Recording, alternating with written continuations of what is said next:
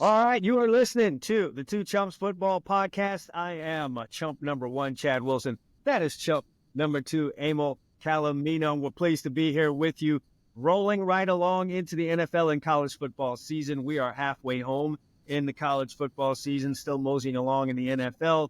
We are still trying to get our act together as college football handicappers, I would say. NFL is rolling, though. Amal, there's good news. I did better this week in college football. Here's the bad news. Still had a losing record. Wait, Yeah. you did better in college football? Better with your yes. I was 3 the week before. I thought, no, you confused me because you did really well in the NFL. Yes, I continue to do my thing there. Why can't these two work together? Anyway, coming up on the show, Amal and I have our rants to get off on you. We will recap the week that was in college football, give you our top picks. We will do the same in the NFL. We also have off-the-sheet college football picks. Thinks those went over well, at least for one of us last week. Then we will move on and do our head-to-head. Hey, we split last week, and we'll talk more about that. But we do have more head-to-head picks for you today. Amal's going to give you his survivor pick. And I just want to lament about the bad beat I had on my three event, or whatever you call it, my prize pick, prop bets. I got a win and got a loss at the same time there. So I will have more of those for you today. Hey, if you're brand new to the show, if you've been here already and you haven't had a chance to subscribe, please do that right now. If you're watching us on YouTube, go ahead and hit that subscribe button and the bell so you're notified the next time we put out a great show like this one. As well, whatever you are listening on right now to stream this show, whether that's Anchor, Spotify, Apple Podcasts, whatever your weapon of choice is when it comes to podcasts, go ahead and hit the subscribe button. We will take you all on, and tell a friend too. Look, if we're winning you picks, and if you're following our NFL picks, you're rolling in dough right now. Don't keep it to yourself. Don't be a bastard. Tell somebody. So go ahead, post it on your social media. Tell that administrative stuff. Yeah, we got to do all this administrative stuff. All right, Amal, it's rant time, baby. So I'm going to let you go first. Rants, listen, forget the gray hair there, man. You probably told some kids to get off your lawn today. I did. Let it out. So I was on vacation over the weekend in the desert in California. It was hot. It was hot, right? So I'm at the pool. There's a TV behind the bar. He's setting the scene here. Oh, yeah. Setting the mood. And I'm watching the Bills, Texans a little. Game's 17-3 at the half. Texans have the lead. Mind you, folks, I'm preempting when we get to that point. I had the Bills as a pick on the NFL. Bills worked their way back into the game, and lo and behold, they tied a football game. It's 20-0, 2020. They end of the game, there's 32 seconds left. Houston's got 3 timeouts. The Bills are punted down to their own 3-yard line. So me, being a guy who likes stats and probabilities, I say, well, you have Josh Allen. You either run 3 quarterback sneaks, or if you're feeling really frisky, maybe you hand the ball off. But you're definitely running the ball. You're definitely making Houston use their timeouts. Maybe you run it for a first down. Maybe you don't. You punt. There's going to be 7 seconds, 6 seconds left. You're going to overtime. Makes sense, right? I mean, you're on your own 3-yard line. You got no timeouts. The Bills have no timeouts. So what's the probability of going from my own 3 to the Houston 40, that's 60 yards almost, getting lined up and kicking a field goal from 57 or 58 yards in 32 seconds with no timeouts, right? First play, pass. Pass. Second play, pass. Third play, pass. Good. Houston doesn't even have to use a timeout. Punt. Houston gets the ball on their own 41-yard line. 16 seconds left. Hey, they have 3 timeouts. Bang, they hit one for 15 or 16 yards. Out, 2 seconds left. Out comes the field goal kicker. Bang, 59-yarder. Game over. How is a guy coaching a professional football team For Christ's sake, I mean, this is Emil, listen, this happens just about every week now. And I've been told they hire people, they have analytics teams, they've got people on the sidelines for when to go for two, when to take timeouts, when to spike the football. We've got all these things, and still the decisions are not any better. So I feel you, my man. I That's mean, I didn't see the end of the game, but but if you, it's as you described, that's you can malpractice. pull up the game log. I'm Yeah, not, that's malpractice. that's not, I'm not kidding you. Without an Andy Reid pedigree, okay, and this guy in Buffalo certainly doesn't have an Andy Reid pedigree. He hasn't been to a Super Bowl. He's got a guy that's trajecting toward the Hall of Fame, okay? He might have been fired on the tarmac like Lane Kiffin if I owned the team. No, that's definitely malpractice, Amal. I'm sorry you had to go through that, my friend. Listen, I'm not leaving the NFL. My rant is also on the NFL. Amal, here's what I'm tired of. I am tired of the rampant incompetence in the NFL within the franchises. You would hardly believe that this is $1 billion business sometimes when you just watch some of the teams operate. Who am I talking about this week? It's the New York Jets. Like I said, I'm sick and tired of watching NFL owners mismanage franchises. We're smacked in the face with it just about every year, and I'm sick of seeing it. Tell me what good reason Woody Johnson had for firing Robert Saleh at this point in the season. This is You really want, if you're asking me, I'll tell you exactly what it was. I'll let you hold on to that thought because I got to get this off. I'll tell you what it was. I don't want to hear anything about there was something going on behind the scenes. Spare me that BS. You know how I know that's BS? Because they had to escort Robert Saleh out of the building. That lets me know that this guy, by all intents and purposes, was caught off guard or at the very least did not agree with this at all. If you've seen Robert Saleh in any public setting, any of the interviews, any of the press conferences, this is a guy who has some social intelligence and he's not one to go off and need to be. If you told me about all the 32 coaches in the league, he'd be one of the 5 that I'd say, nah, you would have to escort that guy out of the building. He'd pack his box and leave. Too many times I see front offices totally disconnected from the coaching staff. You can't tell me that Robert Saleh was in favor of drafting Zach Wilson. You can't tell me that he was. You can't sit here and tell me that he didn't go overboard to try and make that thing work. There were so many people in New York trying for Zach Wilson to come out of the lineup, and he tried his damnedest to make that thing work to an exhausting nature. You can't tell me Robert Saleh was okay with Aaron Rodgers moving into New York and bringing all of his furniture. He needed his receivers. He needed his failed offensive coordinator, head coach from the Denver Broncos. It's like the girl that spent a couple nights at your house, and the next thing you know, she brought a bag and her toothbrush and all, and she put her clothes in your closet. That's what Aaron Rodgers has been for the New York Jets right now. I'm not understanding that. Great analogy. Hey, New York Jets, if you that much lack of confidence in your coach that you need to hire everyone around him, you need to place all these people around him, fire the guy in the offseason. Don't do it when you are 2-3. Is that what the Jets are right now? There's no good reason. 0-5, 1-4. Maybe we start talking about it. Maybe we didn't even have a chance to say that his seat was hot. You don't do it because you went to London and he lost to your former first-round quarterback because he's just another one of those quarterbacks that are in the skull grave in the New York Jets' franchise who became a Jet and missed the runway. There's just been so many of them that have come through New York. So you're telling me now the season is going to spike up with Robert Saleh gone? I've lived long enough to know that you never say never.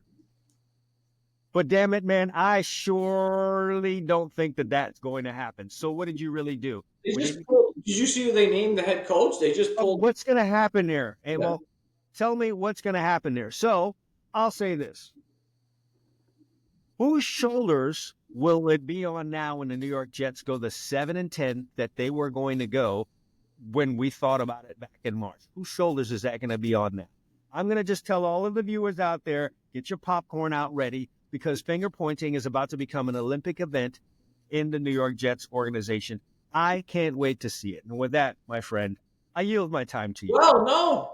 I mean, your point, your rant is spot on, but you asked a question that really, I think, before we move along, needs to be addressed. I personally think this is a classic example. Woody Johnson, being a petulant billionaire, wanted to buy himself a division title. So he said, I'm going to get Aaron Rodgers because he's available. He got all this hype built up around the team.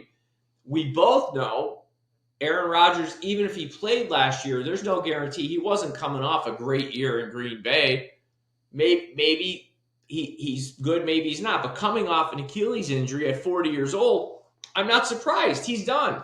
Aaron Rodgers is done. He's throwing picks. He's finished. He's one of the greats that have played that position in this league. No doubt. I will never take anything away from him. There's kids all over the place mimicking his throwing motion right now and just his mannerisms. He's definitely left his mark on the game. Amal, yes, I picked the Minnesota Vikings last week. So I watched every snap of the game. I don't want to use the word washed, but it's not him anymore. And so now, what are we doing? What are we doing, New York Jets? But to your point, this was all this stuff, and this comes back to these, when you're a young coach like Saleh, you have to take jobs when they're presented. And sometimes you don't have the ability to pick your job like an older coach. Right. This job was set up for him to fail from the beginning for all the reasons you detailed. They gave him bad quarterbacks in the draft. Then when that didn't work, they said, oh, take this old guy that used to be great and maybe he'll still be and everything he's bringing in there with him. Yeah. Right. I mean, if you're really that great, you just kind of go where it is and make things work there, whatever is there. Like if you're a good cook, you can go in someone's kitchen, get the pots and pans that they have there and cook up a great meal. A great cook is not lugging around some cart to say, I can only cook a great meal if I have my crop, To your point, who did Tom Brady bring with him from New England? Nobody, because you know why? He didn't have anybody in New England. We did. How did this guy win? He'd be throwing to like these little 5'9" white guys running. I mean, he did bring Gronk and he tried to bring others, but he didn't get all that he wanted, and he still made it work. You know what I mean? I don't know, man. All right, I'm off my soapbox. Yeah, we're done with that. Let's check my pulse. How did we do in college football? Now that I'm already ramped up, let's just keep the blood pressure up high. Listen, I'd rather just spend the whole show talking about the NFL. Again, we must face our failures. The week was called 1-2, which has been a theme throughout this college season. We've been going 1-2, and folks, listen to the NFL section. Don't quit on me now because it's early. We're 6-12 each of us in college, that's right where I want it. Yeah, it's really embarrassing for where we've been in the past. My only winner was early on Friday. I took a win with Syracuse over UNLV. I had Iowa.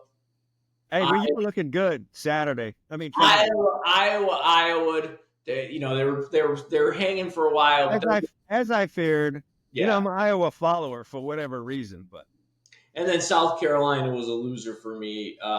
So 1-2 for me. My friend here, he had Tennessee, who got outright upset by Arkansas. I don't know how that happened. No, I got caught up in that weekend of the weekends. They have one every year. I will give you credit for having the Stones to pick UCLA plus 28. That was a good pick. It wasn't easy to watch. I'm not going to lie to you. There were times where it looked like, okay, Penn State's just going to run off with this thing. But UCLA, in their strong powder blue and gold, straightened up their back. Yeah, 27-11. And then finally, you got caught up in another upset with Mizzou getting absolutely spanked at A&M. You know what? I kind of like those because I can turn that off early. Turn that off quick. Missouri did not. We both have some really, really horrible records going into this week.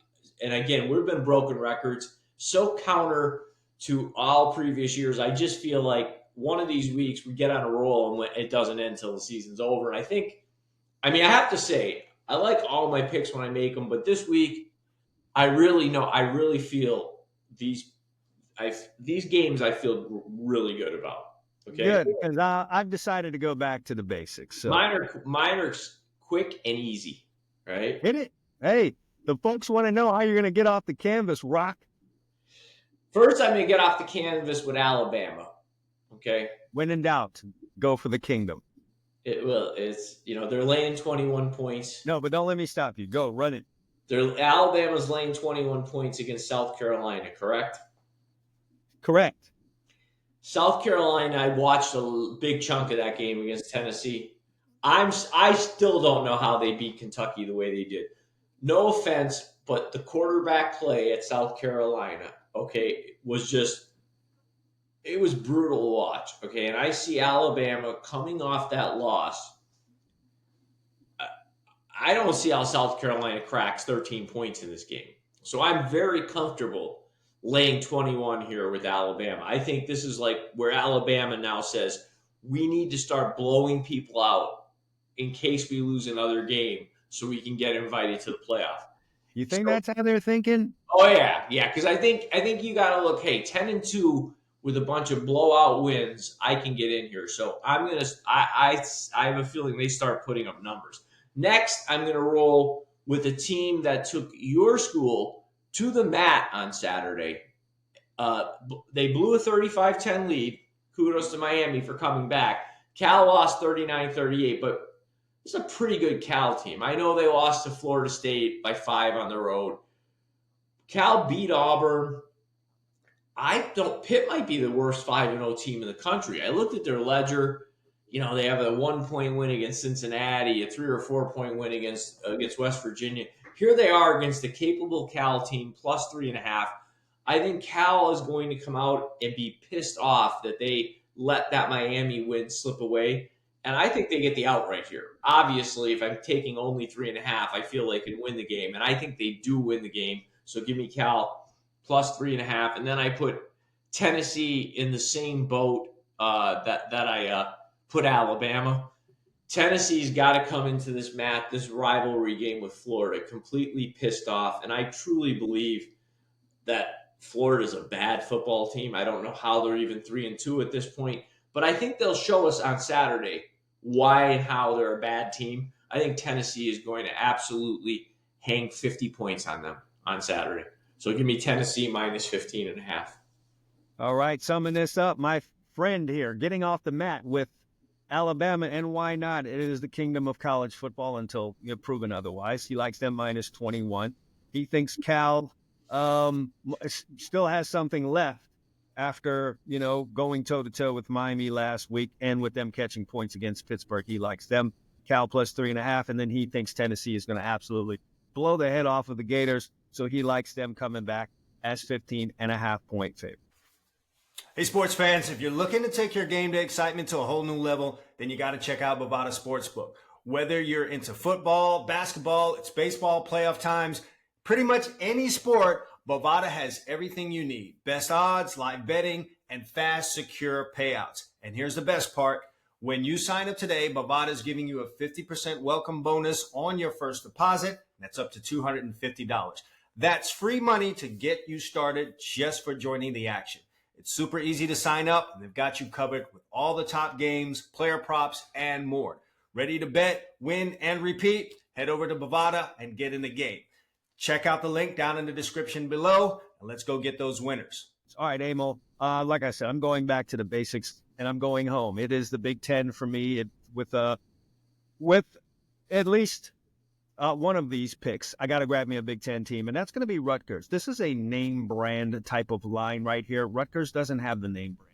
Wisconsin kind of has a name brand. They've done some things in the past. People have a hard time envisioning Rutgers being a really, really good football team, but Amal, I'm here to tell you that they are. I watched them against Washington.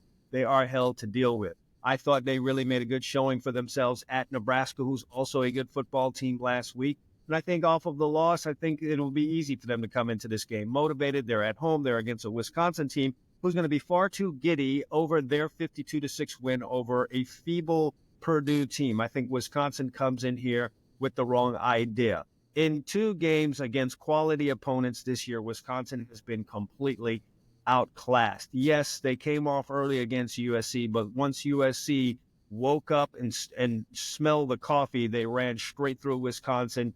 Then there was a game earlier this year they had against Alabama, who just lost to Vanderbilt. and they got smoked on their own field. I just don't see Wisconsin being able to go to Rutgers and take on a motivated Rutgers team and win the game. And that's really all that we need to have happen here, because Rutgers is a 2.5-point favorite. So I am going to roll with Rutgers in this one. Going over into the MAC. Well, you know what? Before we go to the, I'm going to say that MAC one for the end. I'm going to go into the ACC. I'm going to travel to another conference that I've done well in the past. And I'm going to go to the ACC. I'm going to go with Clemson, who has been, you know what, line watching, Amal. They know the number in Vegas. I have seen them doing this ever since that loss in the opener against Georgia, and people started getting on Dabo's case about he might be outdated. He can't adjust to all of the new things going on in college football. Clemson has been on an absolute mission to tear the face off of any and everyone that they faced. Started with hanging 66 on Appalachian State.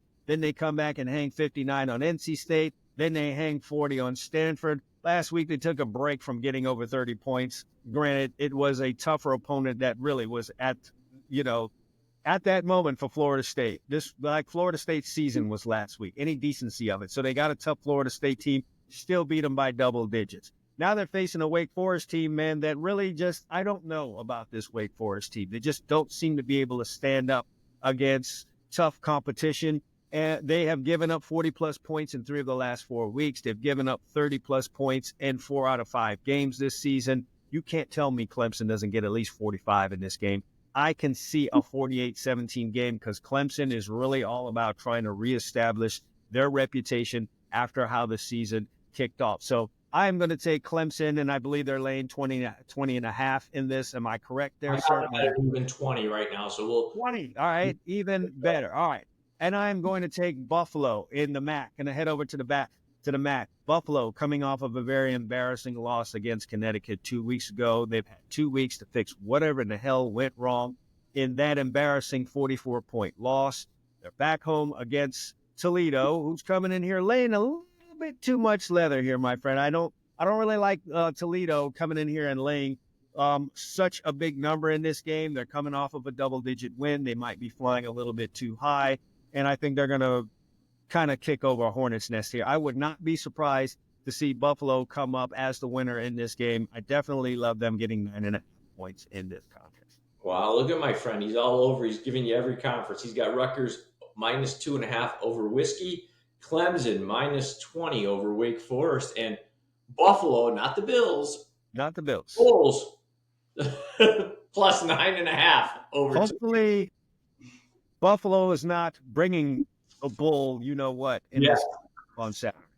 We did go off this. We're in our off the sheet for section next, guys. And for those of you who want just recapping what we do here, you know, he was kind of off the sheet with that MAC game. But what we're saying is, I'm doubling up on off the sheet. Doubling up here. We go off the sheet from what we call the Power Four, because God rest their soul, the Pac-12 is no longer with us in the way we remember them. So when we're off the Power Four, this section is purely, we're giving you a game that is off the beaten path, not in one of those conferences. Last week, we were 1-1 in this section. My friend figured the Air Force Academy would play tough with Navy. He took them plus 9.5, and he got a loss.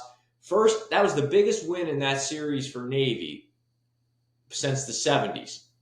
Yeah, Air Force completely outclassed. All those planes were on the ground on Saturday. Yeah. So, and then I've stayed with the service academies, and I see a very good Army team. This Army-Navy game this year is going to be one hell of a game. It always is, but this year they're both really good teams. And Army won by, I think, 31-30 last week, something like that. I gave you Army. By the way, Emil, your best pick of the weekend was your off-the-sheet pick with Army. Army minus 12.5. So, with that said, since I went first when we were on the sheet, you go first when we're off the sheet this week. All right, off the sheet, staying in the MAC, since the MAC is a friendly place for me to hang out, and that does qualify for being off the sheet. I'm going to fade Ohio in this matchup as they travel to take on Central Michigan. There's nothing that I've seen from Ohio that suggests that they should be a favorite on the road against a team in the MAC that's a winning team like Central Michigan. Yes, Ohio did flex their muscle with a 30-10 win last week. That was against Akron. I'm not impressed by a win over Akron. In their 2 other road games this season, they were completely handled. Now, granted, it was Kentucky and Syracuse, but you just don't have any feeling of winning on the road. Whereas Central Michigan, I just think this is a strong ball club that can handle themselves definitely at home and definitely against an Ohio. They have back-to-back wins. They're feeling really good about themselves because they, too, had to, you know what they do in the MAC in the early part of the season. They go take on some tough opponents. So they did play Illinois, and FIU is a better team this year. Both of those games were on the road. They did lose those games, but now they have followed it up with back-to-back wins. They're going to come in here feeling good, and they are motivated by the fact that they are home dogs to Ohio. Central Michigan will not take this lightly. So give me Central Michigan, and I believe I'm catching 3 points in that. Am I correct? Central Michigan +3. I will take all of them. Tell me the Central Michigan nickname. Chippewa. Okay, that's very good. Because I'm going to tell you something. I'm going to give you a pick that if you ask me this team's nickname, I can't tell you. Central Michigan? No, Or your pick I'm going to give you. Okay. So I'm looking at this board, and this team sticks out to me because both teams are 3-2. So I'm looking at this line going, they're both 3-2. Then I remember the coach on the team I'm going against was the guy who cried on the sideline. Oh, we're going to do this to that guy? And I said, But Jones in person, was he too. crying the last couple of games because I saw Iowa State beat them like 52-7. That would be Arkansas State, okay? So I said, this is fishy. Both teams are 3-2. The line's 14.5. And I look, Texas State's a good team. Quality team. 2 losses this year. Arizona State, 38-31. Sam Houston State. And before you people are chuckling, Sam Houston State's got a good program. They stepped up from the FCS a few years ago. They're 5-1 this year. And Texas State lost 40-39 against Sam Houston State. Their other games that they won tend to be blowout wins. This feels like one of those type of games.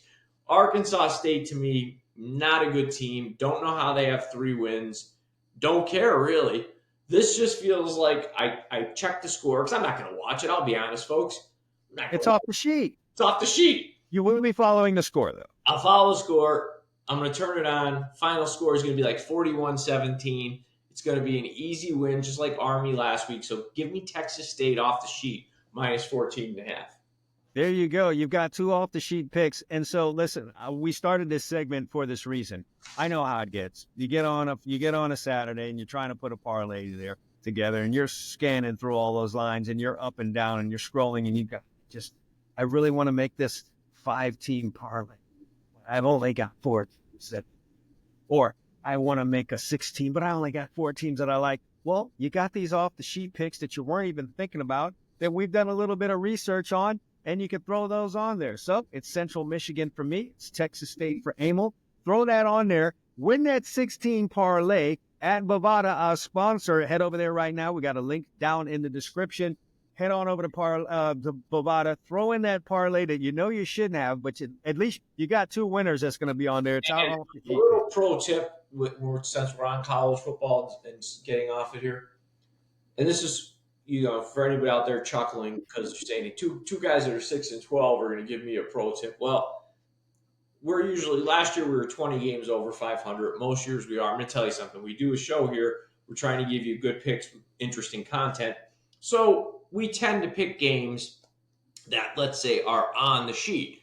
There's 130-some Division I college football teams. If folks out there in the audience can start following and understanding a different conference, whether it be the WAC or the AAC or whatever acronym it is, or the MAC, you're probably going to find better lines there because you could do well there. Yes, no one's paying attention. They don't get They don't get moved around much, and if they do move heavily, you can really be like, hey, what's going on there? Because the lines in the SEC and the Big Ten are very sharp. So if you're looking to get, it's going to be hard to get a favorable line in an Ohio State-Oregon matchup. It's going to be no question about it. So many reasons for you to pay attention to the off-the-sheet. Yeah. So that's the off-the-sheet pick sponsored by Bovada Sportsbook, one of the oldest operating sports books online. Quick payouts, great sign-on bonuses, and you get your money fast when you ask for it if you are lucky enough to have money in there. you get that fast. So check out Bovada. The link is in the description down below. Amal, let's talk about something that brings us joy, that should bring our viewers and listeners joy, and that is how we did in the NFL last week. Listen, we're each having joy in the NFL. You're having even more joy than me. Okay, last week. It's been good so far. I don't want to jinx it, but. No, I'm not going to jinx it. Last week, my friend here was Mr. 2.5. That's all he did. He 2.5, like 2.5. That's the whole show, 2.5. He laid 2.5 with the Ravens, 2.5 with the Broncos, 2.5 with the Jets, and won them all. 2.5 to go 3-0. 3-0, and now sitting at 12-3. Hey, listen, 3 perfect weekends already in the NFL, and that's through, what is that, 5 weeks? 5 weeks. You got nothing. Listen, you're shaming me, and I'm actually doing well. Everybody who, I hope if you didn't listen to the first half of the show, I already whined enough about my loss on the Bills. Okay, I had the Bills -1. That was my one loser. They lost 23-20 down in Houston. I'm still pissed. That game should have went to overtime. But anyway, I had the Falcons early Thursday night, giving 1.5 to beat Tampa. That was purely a situational play for me. I'm not, everybody knows I'm not a huge Kirk Cousins fan, but I just felt like it was a good spot for Atlanta to win a game there at home on Thursday night. And then finally, and I pick against them, my friend here will tell you, but I felt like it was a good spot to grab Dallas on Sunday night. I was with you on that. And damn, I mean, the one thing I took away from this game is just how bad Pittsburgh has the potential to be. To recap, Dak Prescott fumbled on the Pittsburgh 11. He threw an interception that looked like I was playing quarterback for the Cowboys from the Steelers 16 in the end zone. They had a field goal blocked with the best kicker in the league. They made 11 penalties. And then as they were going in to win the game, I turned to my wife. It was 2nd and goal from the 1. I said, just run 3 quarterback sneaks. He turns and hands the ball to Dowdle. The Steeler guy comes diving over the top, helmet on the ball, goes flying out. Luckily, Dak did have the presence of mind to foul the football and fall on it. They won the game still with 6 starters out. Right. With 6 starters out. Everything that I just detailed with 6 starters out. And I'm going through this to tell people one thing. Keep an eye on the Steelers. This could be a team that you start to look to go against the rest of the way. You don't like their stock, huh? After watching a good chunk of that game Sunday night back in my hotel room, I have to tell you, that defense is going to have to become the 2000 Ravens for that. I don't know how long you can win like that. You know, I'm all for defense and a running game, but at a certain point, you really have got to, be an offensive threat in this league. So your time's going. I laid those facts out for you, and you were a coach, and I said, "Here's the turnovers the team made, the penalties, and they had 6 starters out." You would think you won you'd be like, "Oh, we won by like 7." I would think that team got blown out, but no, that's not what happened. So you're gonna go. You want to go first or last because you are. It's like putting in golf. We didn't even recap the. I did recap. No, I'll recap. I'll recap what happened last week. I will really fast. I just want to say something about that Ravens game. Oh, that was a good game. That thing seesawed back and forth. And for all of you that paid attention last week, I gave you my prize picks was Derrick Henry under 87 yards. I believe it was 87 and a half. Oh, yes. And it went exactly as I said it would. The Bengals are good against the run. They were going to focus on Derrick Henry, who went absolutely crazy last week. And by golly, Amal, they did. 40 yards at the end of regulation. Problem, they went to overtime. So they go to overtime. But I also need a Ravens win. I'll take it however I could get it. Except the way that they got it was a toss to Henry, 51-yard run or whatever the case it is. He ends up with 91 yards. So it killed the prize pick parlay. However, I got that Ravens win. I like it 3-0. So you want me to go first this week? Well, I mean, listen, I remember you texted me about that prize pick one, and honestly, that was I mean, that should have been on our bad beat that we talked about a few weeks ago. Oh, terrible. That's a bad. Like, can you wrap him up 10 yards earlier? They're still going to make the kick. Yeah, that's a bad beat. So, okay, you can go first or second. It's up to you. Hey, everyone, are you tired of the hassle of finding last-minute tickets to your favorite events? Look no further than Game Time. The Game Time ticketing app is your go-to source for scoring amazing deals on last-minute tickets to sports, games, concerts, theater shows, and more. And with my exclusive discount code, TrueFan, you can get a discount on your first purchase. With Game Time's new Game Time Picks feature, you don't have to sort through thousands of tickets. You get only the best deals, and that's right up until the last minute. Their easy-to-use app shows a detailed view from the seat before you buy, so you know exactly what you're getting. No more having your view blocked. You don't want to sit in the sun. You get to see all of that before you make your purchase. And the best part, their all-in pricing shows you exactly what you're going to pay before you get out your credit card. There's no more waiting for that other shoe to drop at checkout. So whether you're a diehard sports fan, a music lover, or you're just looking for a fun night out with your girl, Game Time has you covered. Download the Game Time app today, and don't forget to use the promo code TrueFan for an exclusive discount on your first purchase. Don't miss out on the action. Get your tickets now with Game Time. I'll go first, no problem. All right, I'm going to start this thing off by taking two teams that are a disaster coming together. Two teams, disaster on the right, disaster on the left, meeting in the middle. Problem is, one of these disaster teams is a 9-point favorite in the contest, and I'm talking about the Philadelphia Eagles. I don't care that they had a week off, okay? That's just more time to get on each other's nerves, make more of a mess, and just vomit all over their shoes. Cleveland still thinks they've got a chance. They're still all worked up over last week. They definitely have a problem at the quarterback position. There are definitely people talking about, well, hey, do we want to get someone else in there? But Deshaun Watson makes $1.5 billion a year, so you can't take him out of there. So you really just got to figure it out. I think Cleveland plays well enough on defense to hold down the Philadelphia Eagles' offense to keep just about any game that they're in close, but especially this game because Philadelphia doesn't necessarily have their act together offensively. There's nothing that Philadelphia has done through 5 weeks of this NFL season that suggests they should be this large of a favorite over anyone. In Cleveland, while they don't have their act together, this is true, they're not the worst team in the league. They are coming off of a loss. They're still early enough in the season where they have pride and they could still have the team-only meeting and come out and play solid ball. I think this is a game that's nip and tuck all the way through. Maybe it's a defensive battle, but I just think 9 points is a lot of points for Cleveland to be catching, especially the way they can, A, run the ball and play defense. Sliding along. Yeah, this one feels a little weird. Washington has been on a complete uptick. They just have looked like a team that could really do something this year. And one of those things is potentially win the NFC East, which neither you nor I nor anyone that I listened to said that would happen.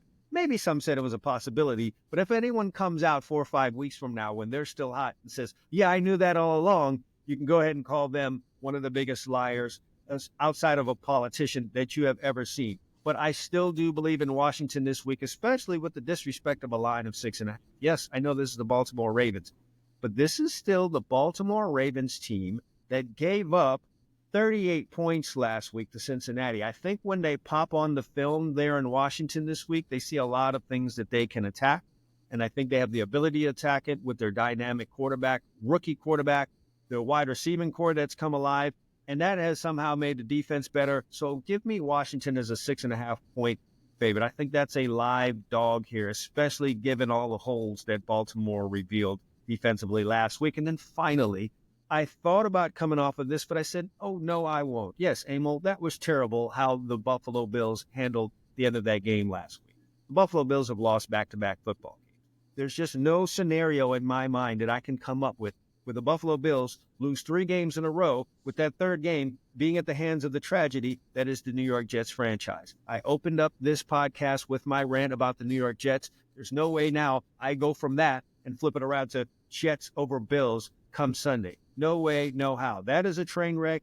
I believe, even though he has said he's had nothing to do with it, I believe that locker room probably believes that Aaron Rodgers had something to do with Robert Saleh being asked to leave with the guys in the jackets helping him out to his car. He didn't even get to address the team on the way out of the door. He probably had to send a mass text.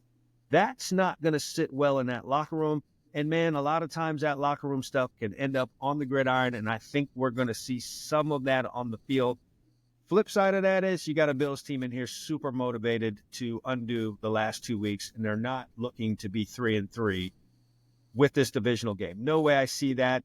This line, Bills 2.5, is woefully low for me. I think this is a 10 to 14 point win for the Bills. So at 2.5, I'm loving that. So give me the Bills 2.5. So my partner here is got the Cleveland Browns, which to me feels like a pick against the Eagles, but he's got the Cleveland Browns +9. It most definitely is, my friend. He's got the Washington Redskins. Let's not forget that on this show, they'll always be the Redskins forever. Plus, we are old hits. We will call them. And then the Buffalo Bills -2.5 over the Jets. I have some dog games this week, but a lot of times when you pick dog games, you don't always find fleas, you find winners. So I started looking at the board, and, everybody knows I'm a USC fan. I want Caleb Williams to do good. The Bears are 3-2. He seems to be doing good. And I look up, and the line is only 2 against the Jaguar team who got their first win last week. Something stinks there to me. Stinks to hell. Because, usually when you find a 3-2 team that's playing pretty good ball, playing a 1-4 team that's shaky, that feels like that line should be 3.5, maybe even 4, but it's 2. 2. I have a feeling the Jags are not really a 1-4 team. I mean, they got more talent than their record.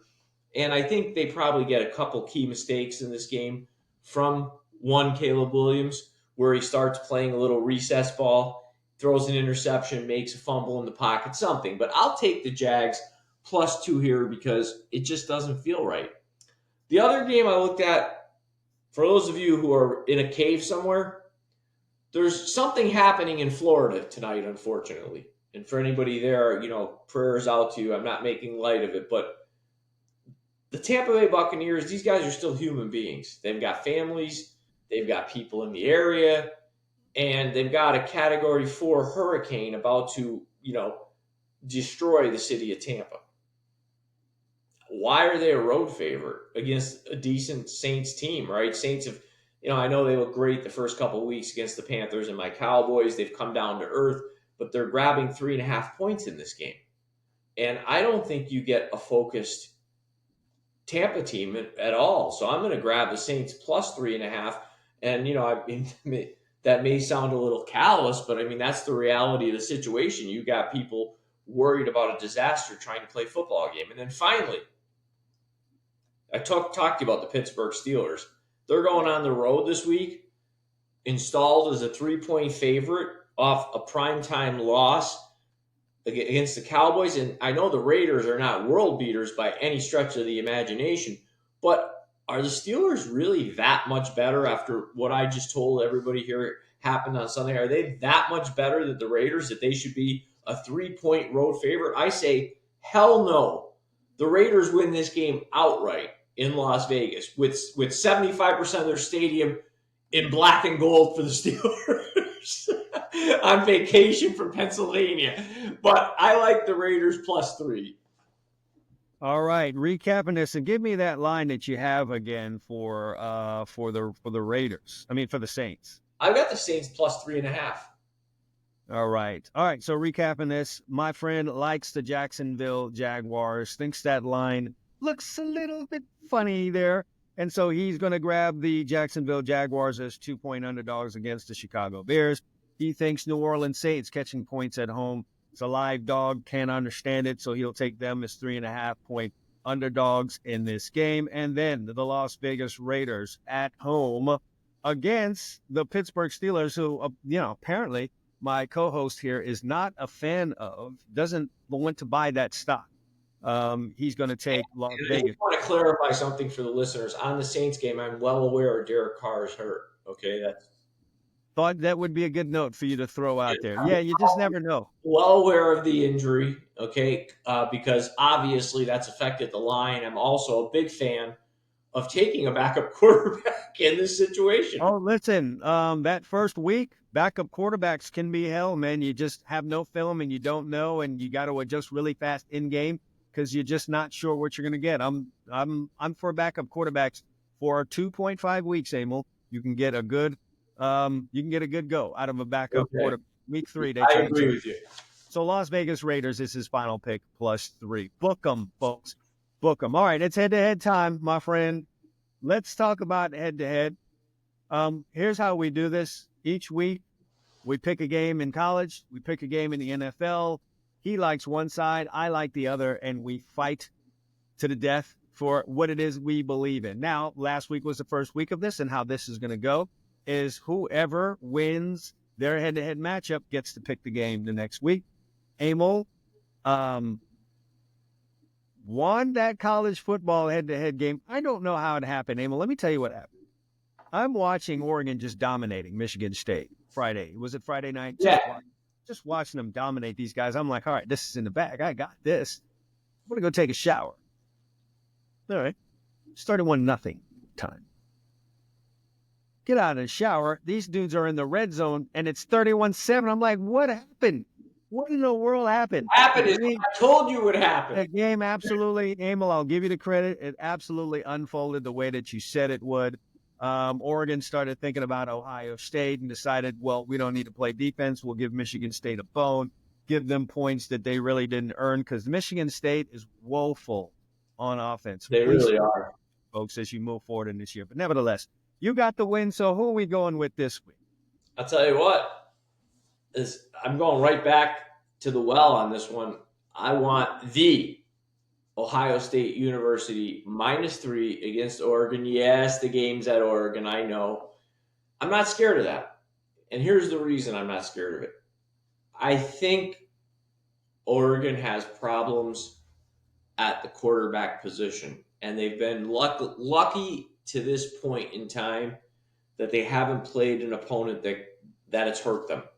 They got a couple picks last game from Gabriel. He's throwing some bad balls this year. There's some games they played that were close only because of their own mistakes. You can't make mistakes against Ohio State and get away with it. And if this line was 7, it might give me pause. I might be like, no. Essentially, Ohio State's got to win this game, and I just think they're the better football team. It's really not that complicated for me. Ohio State -3. I frankly disagree, my friend, and here's my reason why. First of all, we don't know much about Ohio State.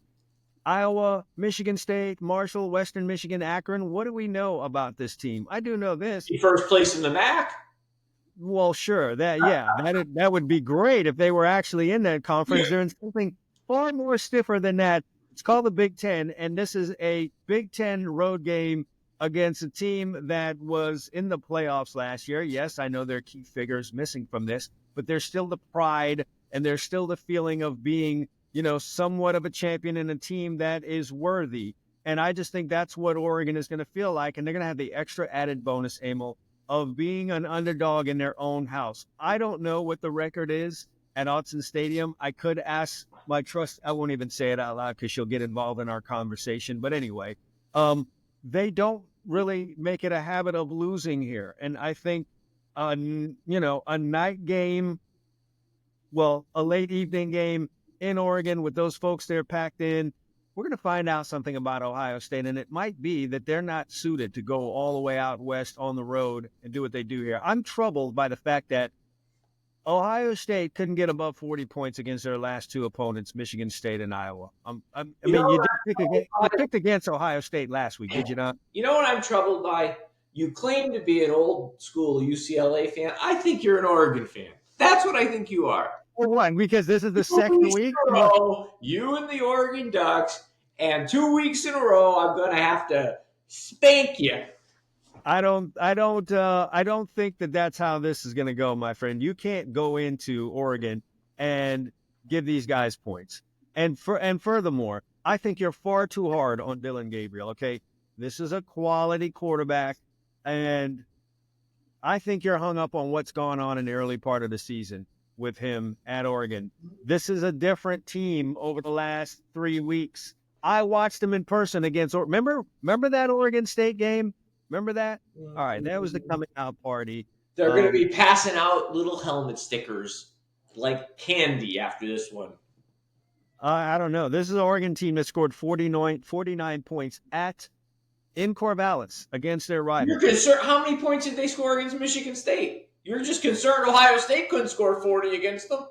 Well, they went up 31 and decided to start smoking cigarettes on the side. They did a Lynn Dawson from the Super Bowl, right? They were sitting there on a bucket smoking cigarettes. Yeah, okay. They didn't care anymore. I don't know what Ohio State's excuse was. They didn't have Oregon. Let's go to the head-to-head that you won last week because I don't want to hear any more of this Oregon talk. Well, feel free to tell the people what happened there. I somehow backed the Saints on Monday Night Football. That's what happened.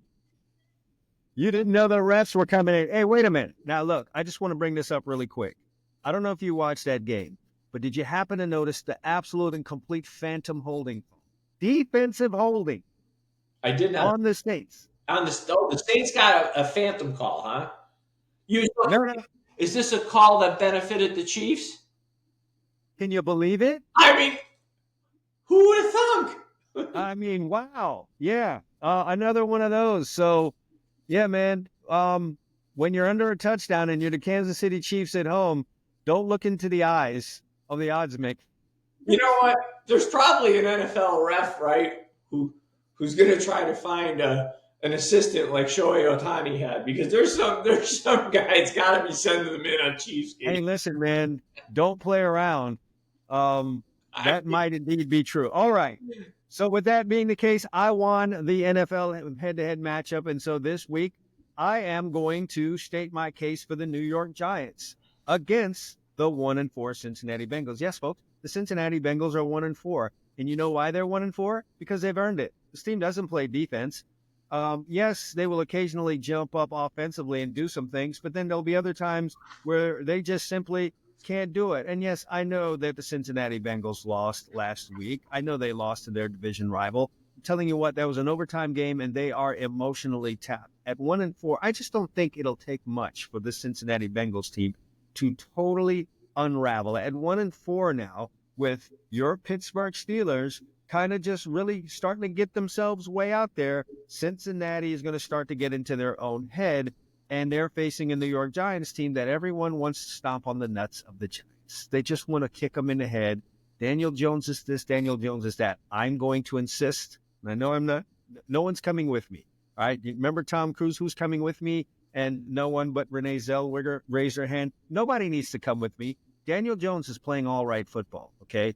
He still throws a good football. He still knows what's going on. It's just... Did you say he still can throw a football? He's not yet Drew Brees, whose right arm doesn't work. Daniel Jones is still a good quarterback if he could just forget to have the... He can't even keep his lips from furling as he says it. Listen, folks, listen, both of us are... I like Daniel Jones at home. I like the Giants at home. They're not that bad, folks. They should have won that game last I want to give the audience a health tip here. We're both over 50. If you have anybody in your family that's 50 and over and they get delirious, first thing you want to do is give them water. They're probably dehydrated. And my friend is in very humid conditions down in Miami. So there's a real good possibility he's dehydrated there doing the show. So I would ask his wife if she's in the other room, bring him a glass of water when we're done soon. The New York Giants are playing a team that is absolutely desperate for a win here. I mean, you can't overstate in the NFL. It's a long season. 2-4, you got a shot to go on a little run and get in as a wild card. If you're the Bengals and you lose this game, your season's over. I mean, you're not recovering from 1-5. Not in that division. You got to play the Ravens again. You know, you've got other games in the AFC. I didn't even look at their schedule, but God knows, you know, there's games sitting out there. They've got to win this game. And there's not a better team to do that against. Didn't they have to win their game last week? Hey, well, the Ravens, you can lose in overtime and feel like, okay, we did something. Sure, we got to clean up our defense, but we put up 38 points. Joe Burrow looked good. Chase went nuts. Now we just transfer that over here. We're playing the Giants. Should be a win. You lose to the Giants, there's no place to go if you're the Bengals. And so be it. Let it be done. 41, 24, 38, 26. The last 4 games. That's what their defense I thought you were giving Marilyn Monroe's measurements. Yeah, basically. That's what we're talking about here. 41, 24, 38, 26. That's what they've done the last 4 weeks. They are shaped, and they've played like the woman you just described. I don't know, Amal. Get him some water, bro. He's dehydrated. He'll be fine. Don't worry about him. Hey, I'm Team New York. He's Team Cincinnati. You guys decide who you trust more in this. Time now for our Prize Picks Parlay segment in the show. Yes, I had my bad luck last week. On my way to hitting that 3-team parlay for you, and Derrick Henry rips off a 51-yard run in overtime, I might add, well under the number, but overtime toss. He runs 51 yards, ends up 4 yards over the number. We're looking for better luck this week. And how are we going to get that? We're going to start off with James Cook. The Buffalo Bills are on a 2-game losing streak. They're not trying to lose 3. And hell, the Bills are one of my picks this week. How are they going to do that? They're going to get more active with James Cook. If you've watched him, he has been absolutely dynamite for the Buffalo Bills. And I think as they look at these past 2 games, they're going to realize they need to do even more with James Cook. And you're going to see that. And what I love here is that his number for rushing and receiving total touchdowns is under 1. It's at 0.5. Go grab that. I just don't see any way he doesn't get in the end zone, either rushing or receiving in this very big game for the Buffalo Bills against their division rival, the New York Jets, who are reeling right now. James Cook is going to be a big part of the action. I see him getting in the end zone. So that's leg number 1. Leg number 2, Tony Pollard. He enjoyed an 88-yard week last week against the Miami Dolphins because they had a whole bunch of chances. The offense for the Miami Dolphins was dreadful, kept getting the ball back to the Tennessee Titans. And so it was a nip and tuck game. It was okay to run Tony Pollard. They are facing the Indianapolis Colts, who are coming off of a loss. And listen, you're going to look at the team stats and say, oh, the Colts haven't been very stout against the run. I will tell you this. They've made major improvements since that 261-yard performance they gave up to the Green Bay Packers. I've seen incremental increases in their ability versus the run, and I think that's just going to all come together this week. The game plan definitely has to be, let's make Tennessee's Will Levis beat us. They're taking Tony Pollard away. Trust me that in the ground game. Pollard's number is at 64.5. Definitely like that to go under. This has all the makings of a 35, 40-yard rushing game here for Tony Pollard. So I think that number is a little high. So let's go under for Tony Pollard. Finally, this number is dreadfully low, and I'm going to jump all over this. It's Rachaad White, Tampa Bay Buccaneers running back at 37.5. His total for rushing yards is 37.5. The last couple of weeks, the Bucs have realized his value, 49, and then last week, 72 yards rushing. Off of the loss against their division rival, this is another team that's going to realize we need to get that running game going, and it's going to start with Rachaad White, and that is just an absolutely juicy number at 37.5.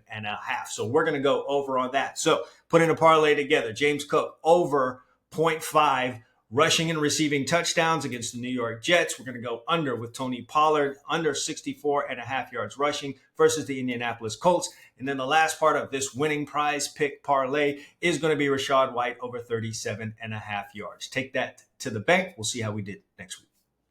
All right, we're going to round this thing off, Amal. It's time now for our Survivors Pool pick. You drowned, Blaz. First of all, let's be honest. Anybody who's followed, talk about what happened, Blaz. No, let's talk about it. Anybody who's followed Survivors picks this year, if you're still in your pool, you're doing well. I mean, probably a woman who just picked without. Right, and you probably are about to win it because Survivors pools have been pretty much. Most people have started a second pool because they're done or they're very close to it. Last week, I said if you still had them available, my God, take the San Francisco 49ers. Right? You think they're home. They're 2-2 coming into the game. They're playing the Cardinals. You just got to win the game. They're up 3 quarters, Amal. They're on their way to doing it. They're up 10 or 13 points. What was it? 13 or 23-10? going into 20, yeah, it might have been 23-13 or something. Well, they lost 24-23, so I'm assuming it was 23 to 10. or maybe they went for 2. Anyway, point being, they gave up a double-digit lead at home to the Arizona Cardinals. And I'm here to tell you, besides the fact that if you listen to me, you're out of your pool, the 49ers have some issues. Here's what I'm seeing, Amal. Whereas Brock Purdy came into this league as a guy who was not 6'4", didn't have a cannon for an arm. He doesn't run like Lamar Jackson, so was highly disrespected. But what he did that allowed him to have a tremendous amount of success on this team was that he operated within the confines of the offense, and it is a damn good system. We know Kyle Shanahan is a very good football coach who can design an offense and can call plays. And he was on rhythm. Catch, drop back, throw the football, deliver the football, go through the reads, find the open guy, throw the ball. I'm seeing less and less of that each week now. I've, intently watched the 49ers over the last 3 weeks. What I'm seeing on film is a guy who's trying to create, and he's not a creator. He's an operator. He has taken off his operator hat and he's gone to creator. He's scrambling around for 7 and 8 seconds behind the line of scrimmage. He's taking off and running. And if he doesn't get his helmet popped off soon, he's just going to continue to turn a perfect well-oiled running system into something that guys aren't going to be able to operate in. It won't be long before Brandon Ayuk throws a tantrum. He's safe now. He's got his money. He can absolutely blow his stack and he'll be fine. And he's always this close. It won't be long before guys start griping. It won't be long before the coaches start second-guessing the player. So I see a problem there primarily with the way that he's operating. And, of course, you always miss Christian McCaffrey, and God in heaven knows when he's coming back. And that's the reason I did not make them the pick this week if you still had him available. I will not support that team on the road in Seattle at all until I see them play 49er football, if that happens, because they, like I said, I think they have real issues. So, that said, while I can concur with my friend's pick in the pro section against the spread, as a survivor pick this week, I think coming off a bye, I don't see the Eagles losing the game outright at home, because if they do, I'll go on record to say this, I think Nick Sirianni would be fired on Monday morning. And I mean that. I'm not saying that to be funny. I think if the Eagles lose outright to the Cleveland Browns, coming off a bye, I think there's enough fire and heat on his seat that the Eagles would consider making a move there, just because he's already on thin ice. So to me, this is almost a team playing for their coach's job. So we're going to see how much they like their coach. Yeah, I mean, that's going to be a part of it. The Eagles don't really have a history of, canning guys in the middle of the season, do they? But what they do with Chip Kelly, I don't remember. Here's the reason I say this. I think he was on thin ice at the end of the year last year with the way it finished. They were 10-1, don't forget. That's a team that lost 5 of their last 6 games to lose the division to the Cowboys. Then went out with a thud on the road in Tampa in the playoffs. So I look at the way that ended, and the season's still young. I think this would be one of those that would be a very bad 2-3 start. The Eagles were very high on things they did. And I know you weren't high on the Eagles, so to your credit, so far you look correct. But the organization believes they made moves that made them a contender. They go out, they get a Saquon Barkley. They signed the defensive end. I forget his name, from the Jets. Pretty nice sized contract. So I think if the Eagles go out here coming off a bye, playing a team like Cleveland, who was absolutely manhandled by Washington last week, I think he'll be fired. All right, the survivor pick of the week from my man Amal Calamino is going to be the Philadelphia Eagles, the Flying Nick Siriannis. Fly, Eagles, fly. Take that, run with it, stay alive. Don't let Martha from accounting continue to look you in the face each and every Monday as she's alive and you are dead in that pool. It's just not a good look for you as a man. This is like a woman changing her own tire with you sitting in the passenger seat. You got to do something about it. Be a man and win your survivor pool. You can act like a man. All right, guys. That's going to do it for us. We've had a lot of fun here recapping what was and telling you what is going to be. next week, we'll be right back again to recap it all for you and talk about whatever is sitting here on a plate. You just never know in a college and NFL season. We do, again, appreciate you joining us. Make sure you check out our sponsor, Bovada Sportsbook. Link will be in the description down below. And also be sure to subscribe to the Two Chumps Football Podcast on your podcast streamer, as well as YouTube, if that's where you happen to be taking this in. All right, we're out of here. For Amal, Calamino, I'm Chad Wilson. Thanks for watching and listening to the Two Chumps Football Podcast. We'll see you guys next week.